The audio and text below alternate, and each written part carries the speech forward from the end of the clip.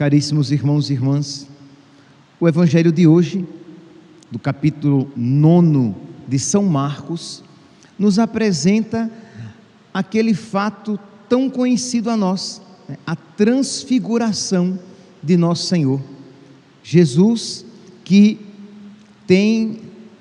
se transfigura, que é transfigurado, diz que as suas vestes ficam mais brancas do que qualquer lavadeira no mundo poderia deixar, e ele luminoso, e aquilo oferece aos apóstolos Pedro, Tiago e João um encontro profundo com Deus. Então eles viram Deus mais intimamente, Pedro, Tiago e João. Eles se encontraram com Deus mais intimamente. Isso aqui nos dá a ocasião de nós refletirmos um pouco sobre essa realidade tão necessária a nós, isto é, de um encontro mais profundo com Deus. Mas aqui eu não estou falando apenas de um encontro profundo, digamos, normal à vida cristã. Eu estou falando de uma realidade mística possível a todo cristão, isto é, um encontro profundo, um encontro com Deus no mais íntimo da sua alma, porque, meus santos, é isso o que nos dará aqui na terra a alegria da nossa fé. Nós não podemos nos encontrar superficialmente com nosso Senhor. A nossa vida cristã não pode ser de uma amizade superficial com Deus, porque isso não nos dará a alegria de carregar a cruz.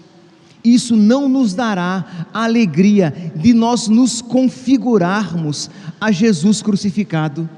Isso não conferirá todas as graças que Deus quer nos conceder quando nós, por exemplo, recebemos a Eucaristia.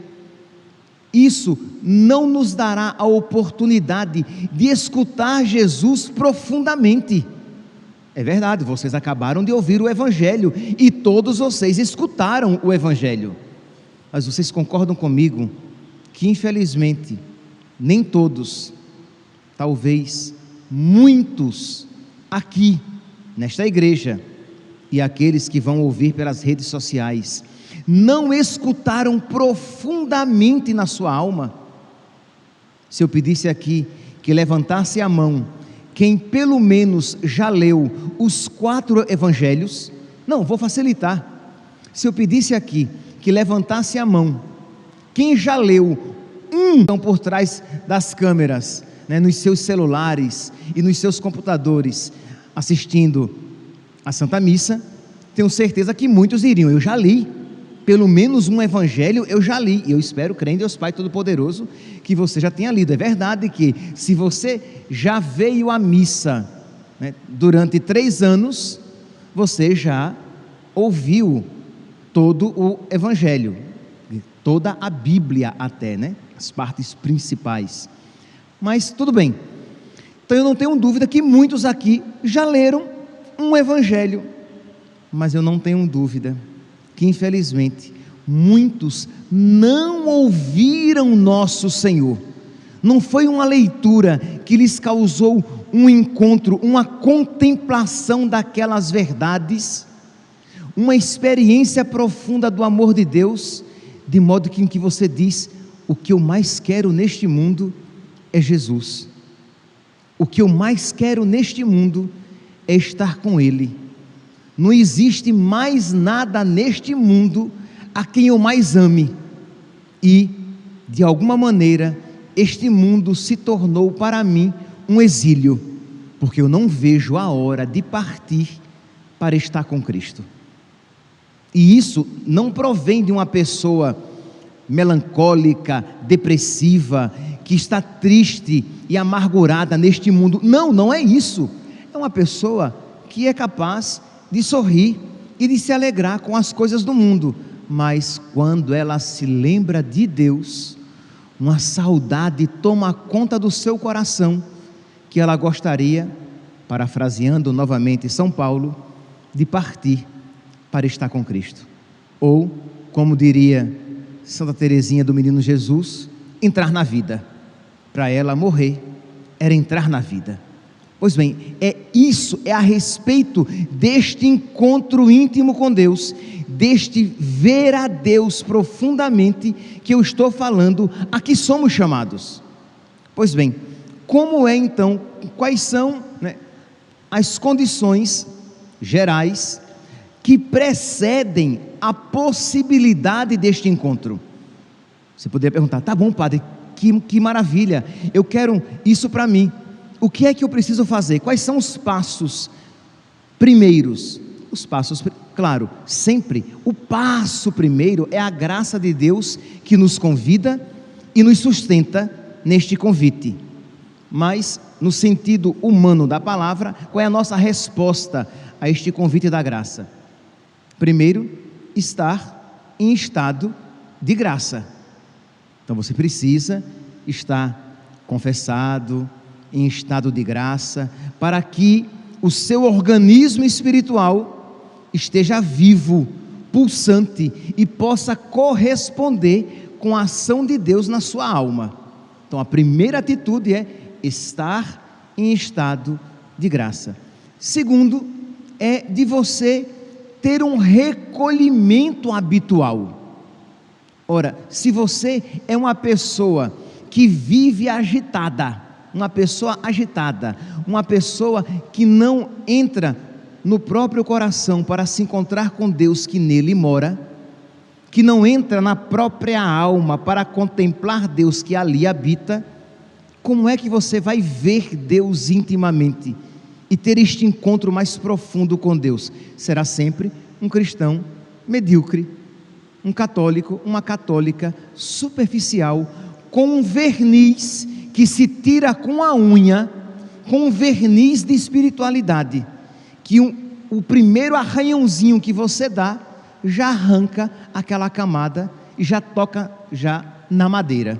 Então precisa ter encontro habitual com Deus, e é claro, precisa ter silêncio, porque mesmo que você reserve um momento de oração, mas se você não silencia a sua alma para se colocar diante de Deus, para com Ele conversar, para ler de uma maneira orante a sua palavra, isto é, meditar a palavra de Deus e deixar que Deus fale mais profundamente na sua alma, abrir o seu coração, colocar diante de Deus as suas dificuldades, as suas fragilidades, isto é, crescer na amizade com Deus. Esses são os passos, digamos, que precedem, mas que são essenciais para que levarão você a esta intimidade com Deus.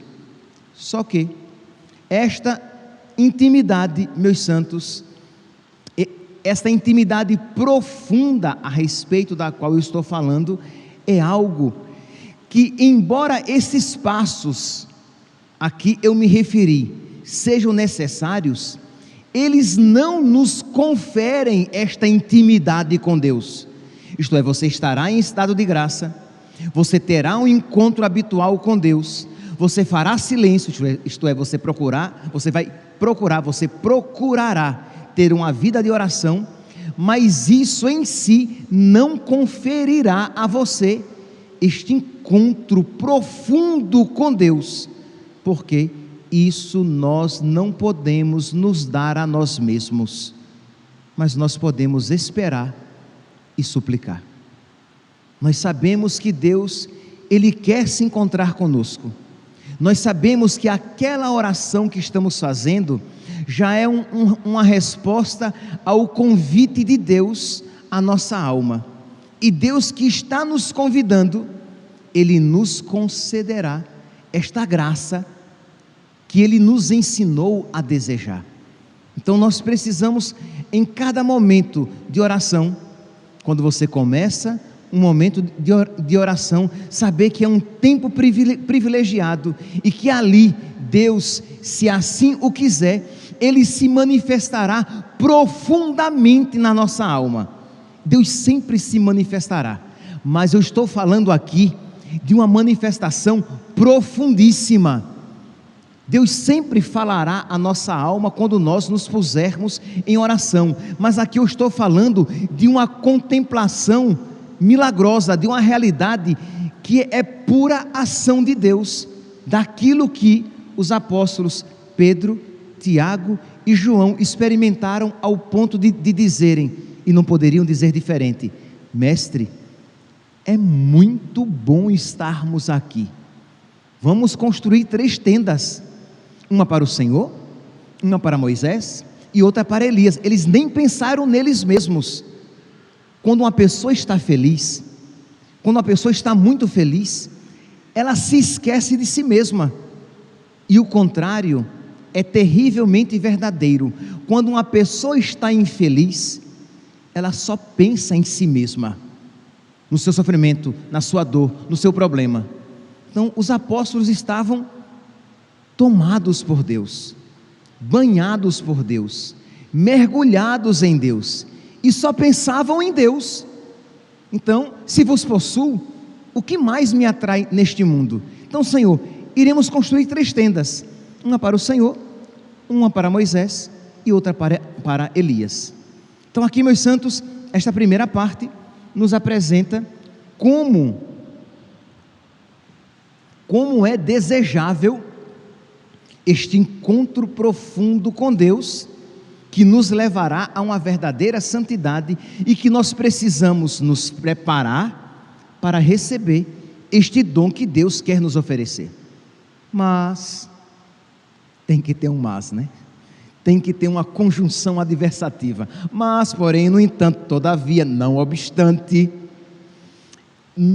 o caminho normal para Deus conceder esta graça a nós, ela vem no final de um processo doloroso, de um processo de purificação, para que nós de verdade desejemos aquilo que estamos dizendo desejar, e estejamos preparados para acolher aquela graça que Deus quer nos oferecer. Se nós olharmos, por exemplo, no Evangelho de hoje, que nos mostram que Jesus, resplandecente, transfigurado, ele conversava com Moisés e Elias. Moisés e Elias tiveram este encontro maravilhoso com Deus. Moisés, na sarça ardente, se encontrou com Deus, que disse: eu sou aquele que sou. Mas o que foi que precedeu aquele encontro maravilhoso de Moisés com Deus? Ele fugido do Egito, porque o faraó queria matá-lo. Vocês podem pegar lá em Êxodo capítulo 2, versículo 15, que diz que o faraó quis matá-lo, e Moisés então, angustiado, foge e se encontra com Deus no deserto. Com Elias, nós vemos isso de uma maneira muito mais clara e até muito mais profunda, porque enquanto Moisés se encontra com Deus fora dele, na sarça ardente, Elias, ele vê Deus no silêncio do murmúrio de uma brisa leve e suave. Ele também fugia daquela rainha má, Jezabel, que queria matá-lo.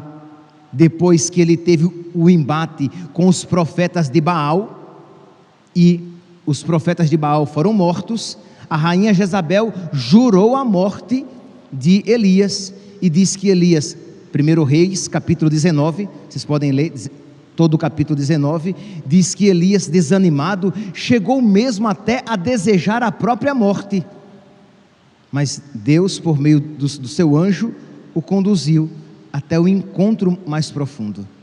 Com os apóstolos se dá algo semelhante.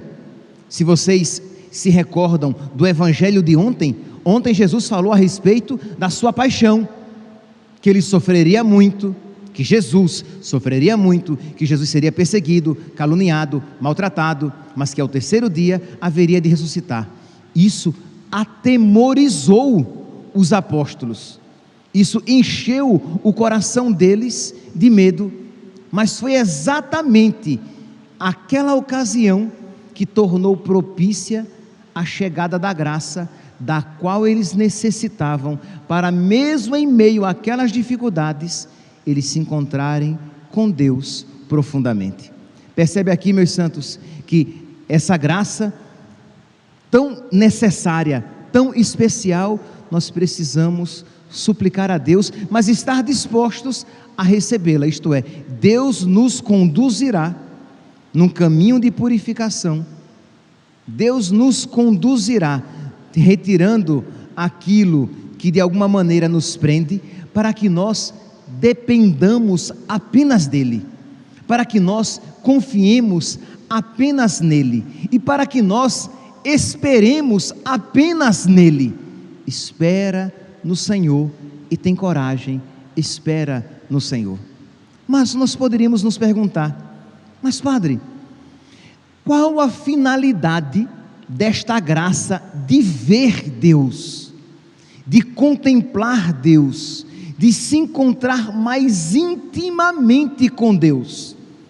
A finalidade, meus santos, desta graça, que já está ali na própria palavra, né? É encontrar-se mais intimamente com Deus, é ver Deus, contemplar Deus. Mas vamos falar de uma outra maneira. A finalidade desta graça, deste encontro de Deus conosco, é nos ensinar a verdadeiramente escutar Jesus. Quando Jesus estava transfigurado, o Pai diz, e os apóstolos ouvem: este é o meu Filho muito amado, em quem eu pus o meu bem-querer, escutai-o. Nós precisamos, meus santos, aprender a escutar Deus, mas não escutar como o mundo escuta, mas não escutar como ouvidos desatentos escutam, mas não escutar de uma maneira superficial, mas escutar de uma maneira nova, profunda, de modo que esta palavra, que é Jesus, tenha um efeito novo na nossa alma.